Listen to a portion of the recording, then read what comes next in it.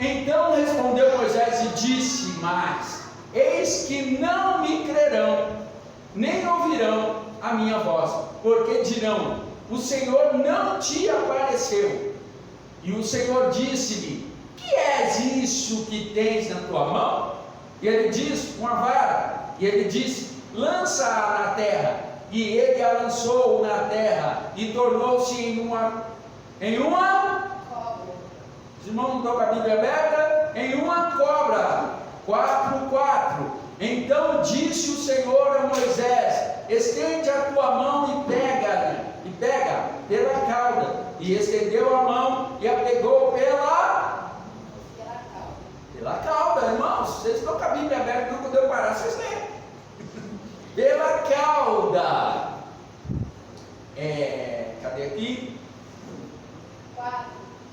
4. Então disse o Senhor a Moisés: estende a tua mão e pega pela cauda. E estendeu a mão e a pegou pela cauda, e tornou-se em vara na sua mão, para que creais que te apareceu o Senhor, o Deus de seus pais, o Deus de Abraão, o Deus de Isaque, o Deus de Jacó. Isso, estão pegando aí. E disse mais o Senhor: mete agora a mão no teu peito e tira. E eis que a mão estava leprosa, branca como a neve. E disse: torna a meter a mão no peito. E tornou a meter a mão no peito. E depois de tirar do peito, eis que a mão se tornou como a sua outra carne. E acontecerá que, se ele não te crerem, nem te ouvirem a tua voz do primeiro sinal, crerão na voz do derradeiro sinal. E se acontecer que ainda não creais a esses 2 sinais, nem ouça a tua voz, tornará as águas do rio e as derramarás na terra seca, e as águas se tornará do rio, tornar-se-ão em sangue sobre a terra seca. Então disse Moisés: ah, Senhor, eu não sou um homem eloquente, nem ontem, nem anteontem, nem ainda desde que tens falado ao teu servo, porque sou pesado de boca e pesado de língua. E disse o Senhor: quem fez a boca do homem? Ou quem fez o mundo? Ou o surdo, mudo ou surdo? Ou quem vê? Ou quem é cego? Não sou eu o Senhor?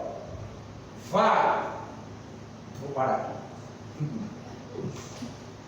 Queridos, é a chamada de Moisés. Todo mundo sabe que Moisés nasceu escravo, se tornou príncipe do Egito, viveu 40 anos no palácio e 40 anos no deserto e mais 40 anos no deserto. A chamada de Moisés, ela é interessante porque ele nasce e a vida dele já é um milagre por si só. Talvez você não saiba, mas sua vida é um milagre. Talvez você não saiba, mas a sua vida é um milagre. Então, a sua mãe, Joquebede, colocou o menino nas águas, e os irmãos conhecem a história. O cesto que era para descer subiu, e Moisés foi tirado das águas. Ele não tinha nome, a princesa deu o nome Moisés, que significa tirado das águas, e deu o nome para ele.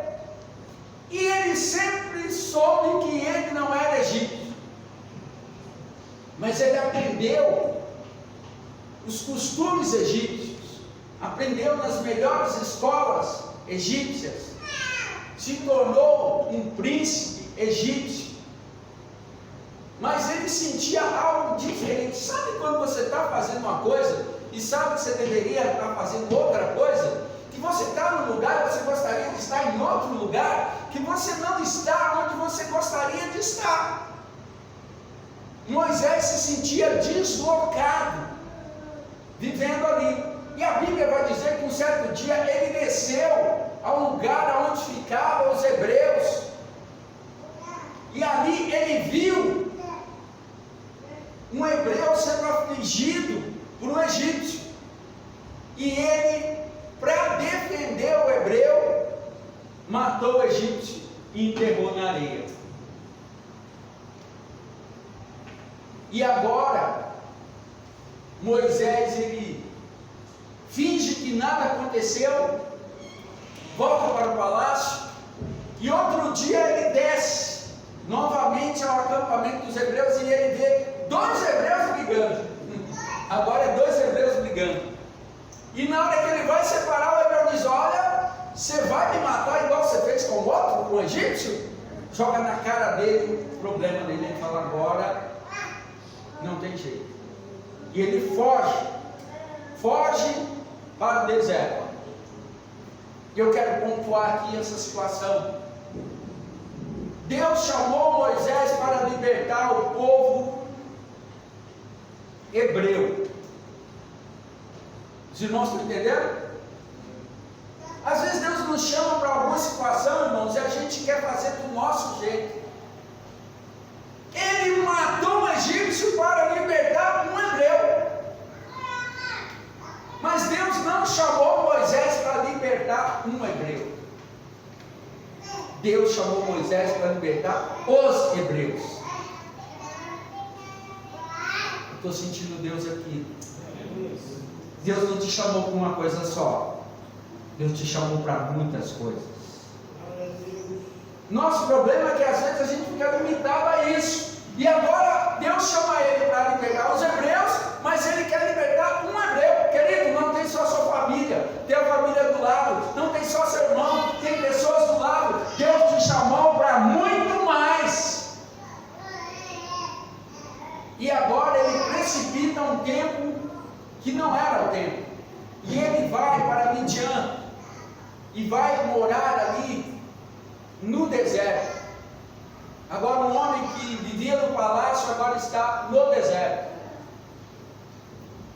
E no deserto ele está tomando conta das ovelhas do seu sogro. Agora Moisés, que nasceu hebreu, criado egípcio, está em Midian, que é dos midianitas. Olha que confusão. Agora está em Midian, numa terra dos inimigos, cuidando do gado do inimigo. Entre aspas, irmãos.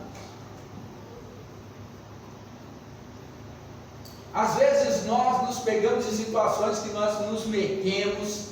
Como é que eu vim parar aqui? Como é que eu vou fazer para me meter nesse lugar? Agora nem as ovelhas que ele cuidava era dele. Alguém que era príncipe. Irmão, quem nasce pobre e morre pobre, problema nenhum. Quem nasce rico e morre pobre, é um probleminha. Agora quem nasce pobre, fica rico e volta a ser pobre, é pior ainda, irmão. É pior ainda. Aí você pode falar: não, aí não dá. Aí não dá.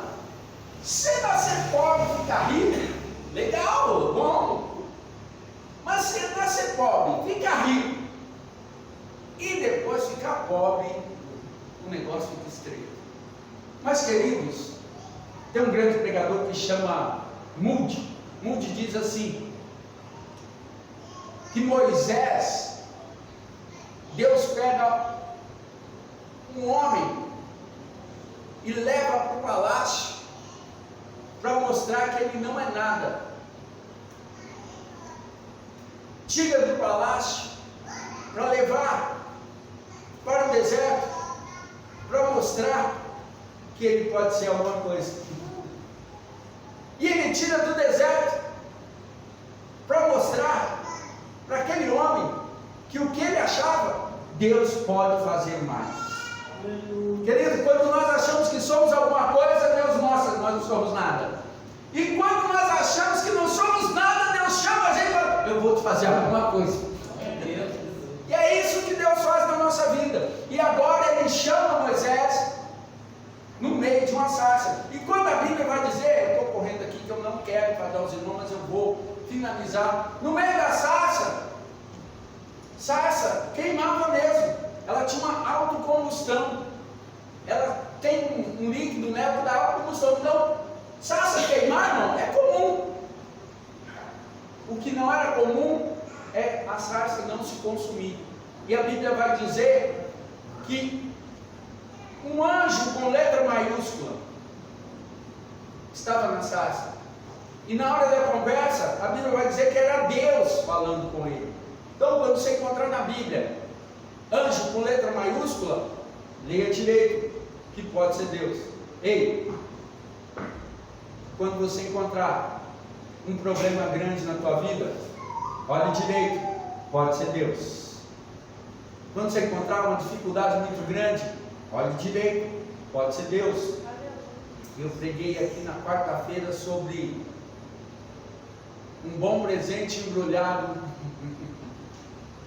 numa dificuldade, numa luta. E agora, ele olha para a sarça e a sarça não se consome, e ele ouve a voz que diz: Moisés, tira as sandálias, porque o lugar que pisa é santo. Queridos, eu ouço muita gente pregando sobre isso, todo mundo prega sobre isso. Que ele estava com a sandália do Egito. Quem já ouviu isso? Há 40 anos esse homem está lá no Egito, ou está no deserto, irmão. Você acha que a sandália dura 40 anos? 40 anos lá no deserto, a sandália não é egípcia, não é. Mas alguns estudiosos dão alguns fatores para isso. A primeira coisa é dizer que quando aquele filho pródigo volta, o seu pai diz: põe a sandália nos seus pés, porque quem anda descalço é o servo, quem anda calçado é o Senhor. E quando aquele filho volta, o pai diz: não, você não é servo não, põe a sandália nele, calça nele. E agora Moisés no deserto está calçadinho, e Deus diz: tira a sandália, porque eu sou o Senhor.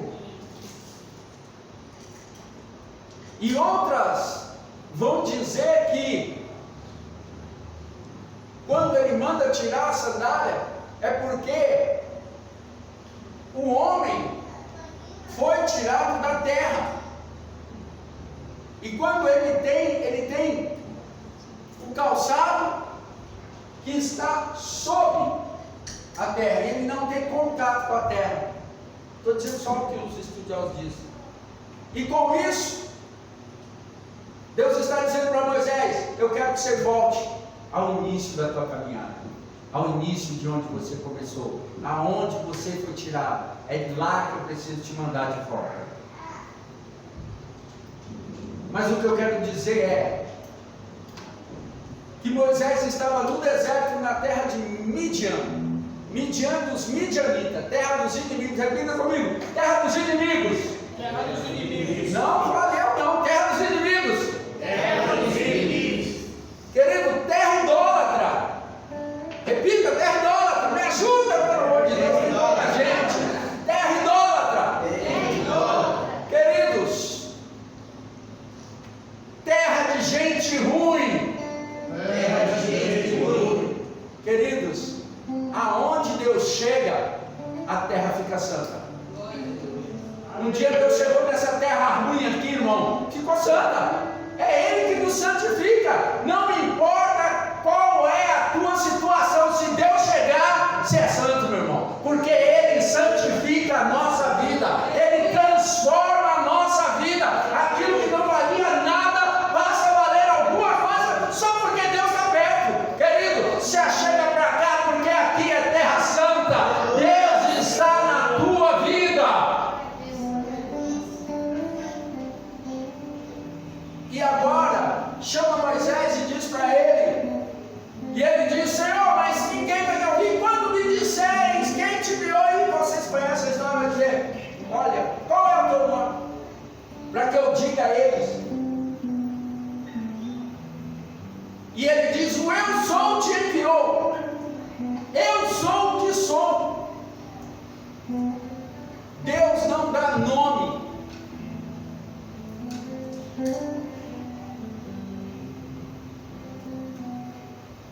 Deus, Ele dá situações. E Ele diz: eu desci à terra e vi o clamor do meu povo, eu vi o sofrimento deles, por isso eu vou te enviar. E quando perguntares o eu sou, ei, o que você está precisando? Deus é. O que você precisa?